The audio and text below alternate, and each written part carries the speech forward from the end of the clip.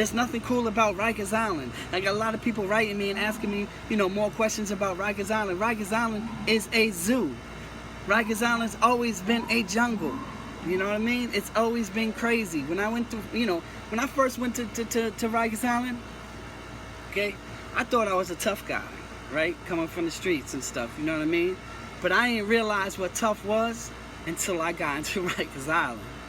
Rikers Island is a whole different world, okay? Rikers Island is filled with just you know, the worst of the worst people that you know, that's where they are, right? They're there and they're upstate already. But, I mean, Rikers Island was just a literal war zone, okay? Everybody stabbing people, everybody stabbing each other, everybody cutting each other. I mean, it was just, you know, the violence that I've seen in my life, I don't wish upon anybody, because I still have nightmares, man. I still have nightmares, all right? I still damn near every night about the violence and the stuff I've seen in the penitentiary. You know, the violence that I've seen on Rikers Island. Okay? I still have nightmares, man. I'm not ashamed to say that shit, man. You know what I mean? I lived it. Facts. You know what I mean? I made it through that jungle physically and I'm out. But emotionally and mentally, man, I seen some shit in my life, man. You know, some incidents, some of the things I've seen, I spoke about in my other videos. You know, some other new stuff. I mean, some things that I haven't talked about. I seen one time.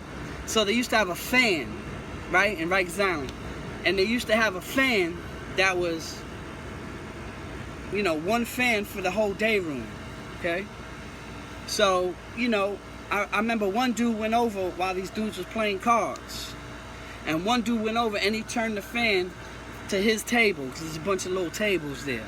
And he turned the fan to his table, and the dudes that was at the table playing cards, you know, they was kind of about that life. And the kid was like, yo, man, why you touching the fan? And he was like, you know, we hot over here too. And the dudes was like, what? Man, don't touch that fan, man. He was like, you know why you acting like that? Dude said, man, don't touch the fan ever again. Don't touch that shit, especially when that fan is on me. So I'm just sitting back watching, and the kid was like, all right, whatever, you know. But, you know, we got to do something about the fan. You guys get a little bit, we get a little bit. The kid was like, all right, well, whatever, just leave it alone. So the kid went back to his table, and he went and sat down. And you could just see the tension that was in the air over this fan, over a fan. So later on that night, you seen, you know, certain things going on. You seen people playing the wall and playing, you know, you just knew there was tension. There was something about to go down. So the one dude ran up to the kid. And what, you know, in the MMA world, they call it a rear naked choke. In my world, we call it the fiend. He fiended him. He dope fiended him. You know, he came up behind him, boom, put the kid to sleep. And then like 3-4 dudes just started cutting his face up.